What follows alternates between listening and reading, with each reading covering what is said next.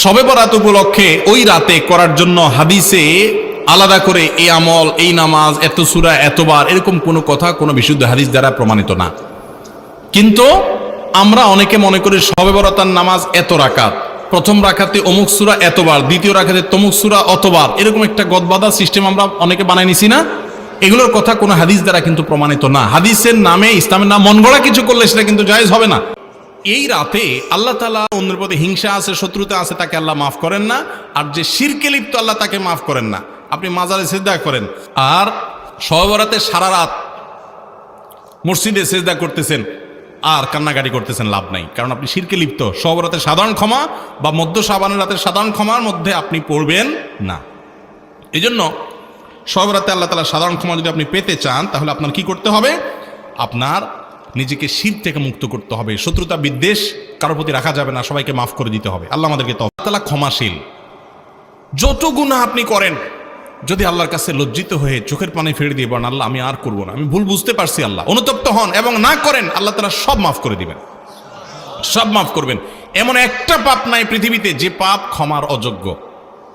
এমনকি শিরক করেছেন, মাজারে সিজদা করেছেন, এখন ভুল বুঝতে পেরে লজ্জিত হয়ে বলছেন আল্লাহ মাফ করে দাও, আর করব না, আল্লাহ তাআলা মাফ করবেন ইনশাআল্লাহ। সকল গুনাহ আল্লাহ তাআলা মাফ করে দিবেন। কিন্তু বান্দার হক মেরে দিয়েছেন, টাকা নষ্ট করেছেন, মানুষের হক খেয়ে ফেলেছেন, তাহলে সেই গুনাহ কিন্তু আল্লাহ রাব্বুল আলামিন, আপনি ওই আল্লাহর কাছে যদি মাফ চাইলে মাফ হবে না। আল্লাহর কাছে মাফ চাইতে হবে, আবার বান্দার হক ফেরত দিতে হবে। সারা জীবন মানুষের পকেট কেটে, মানুষের কলিজা কেটে, রক্ত চুষে, টাকা কামাই করে লাখপতি কোটিপতি হয়ে এবার বুড়া বয়সে মসজিদে, মাদ্রাসায়, মাহফিলে হুজুরদেরকে দান সাদেকা টাকা পয়সা দিয়া চারপাশে এবার হাজী সাহেব গাজী সাহেব ছেড়ে মক্কা শরীফ যাইয়া ওমরা করে, হজ করে, দায় রেখা আপনি লম্বা জুব্বা নিয়া, তসবিহ নিয়া, জায়নামাজে বসে এবার আল্লাহওয়ালা হয়ে গেছেন।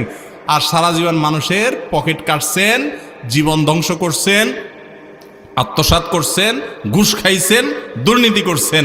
মনে রাখবেন, এই ইবাদত বন্দেগী সেগুলা কিন্তু কাটাকাটি হবে না, সেগুলা কাটাকাটি হবে না। আমরা অনেকে মনে করি যে আরে জোয়ান বয়সে এগুলা কামাইনি, এর শেষ বয়সে এসে ফেরেশতা সেজে যাব। আপনি ফেরেশতা সেজে গেছেন, আমি চিনবো না, আমি দেখবো মাশাআল্লাহ কি সুন্দর দাড়ি, হাজী সাহেব গাজী সাহেব মাশাআল্লাহ, নারে তাকবীর, আলহামদুলিল্লাহ, কিন্তু আল্লাহ কিন্তু জানে আপনি কি করে আসছেন। তাহলে কি করতে হবে? যাদের হক মেরেছেন তাদের হক তাদেরকে ফেরত দিতে হবে। তাদেরকে যদি খুঁজে না পাওয়া যায়, তাদের তরফ থেকে দান করে দিতে হবে। এরপর আল্লাহর কাছে মাফ চাইবেন, মাফ হবে। বান্দার হক খুব ডেঞ্জারাস। আল্লাহ সুবহানাহু ওয়া তাআলা এই রাতে মানুষকে সাধারণ ক্ষমা ঘোষণা করেন, সাধারণ ক্ষমা ঘোষণা করেন।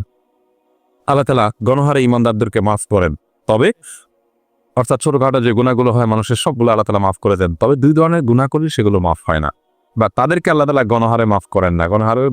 গণক্ষমার আওতায় তারা পড়ে না। তারা কারা? এক হলো মুশরিক, যারা শিরকে লিপ্ত, আর এটা হলো মুশাহিন, আপনার কারোর সাথে শত্রুতা, বিদ্বেষ, হিংসা এগুলা লালন করে এরকম লোক। তাহলে আপনি লাইলাতুল নিসফ মিন শাবান বা মধ্য শাবানের রাত, যেটাকে আমরা শবে বরাত বলি, এই রাতে ক্ষমা পাওয়ার জন্য নিজেকে উপযোগী করে তুলবেন, অর্থাৎ শিরক থেকে মুক্ত থাকবেন এবং হিংসা বিদ্বেষ থেকে অন্তরকে পরিচ্ছন্ন করবেন। এটাই হলো আপনার শবে বরাতের আমল বলতে পারে।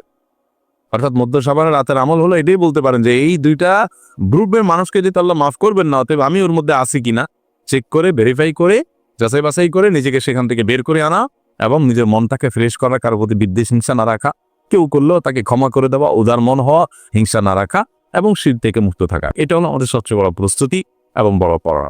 উপলক্ষে ওই রাতে করার জন্য হাদিসে আলাদা করে এই আমল, এই নামাজ, এত সূরা, এতবার, এরকম কোনো কথা কোনো বিশুদ্ধ হাদিস দ্বারা প্রমাণিত না। কিন্তু আমরা অনেকে মনে করি শবে বরাতের নামাজ এত রাকাত, প্রথম রাকাতে অমুক সূরা এতবার, দ্বিতীয় রাকাতে তমুক সূরা অতবার, এরকম একটা গদবাদা সিস্টেম আমরা অনেকে বানাই নিছি না। এগুলোর কথা কোনো হাদিস দ্বারা কিন্তু প্রমাণিত না। হাদিসের নামে, ইসলামের নাম মন গড়া কিছু করলে সেটা কিন্তু জায়েজ হবে না। তাহলে আমি কি করতে পারি? মধ্য শাবানের রাত, যেটাকে আমরা শবে বরাত বলি, এই রাতে আল্লাহ তাআলা বান্দাদেরকে সাধারণ ক্ষমা ঘোষণা করেন। এই রাতের একেবারে কোনো মর্যাদা নাই, ব্যাপারটা সেরকম না। মর্যাদা হলো যে আল্লাহ তাআলা বান্দাদেরকে সাধারণ ক্ষমা ঘোষণা করেন। তবে যার ভিতরে অন্যের প্রতি হিংসা আছে, শত্রুতা আছে, তাকে আল্লাহ মাফ করেন না। আর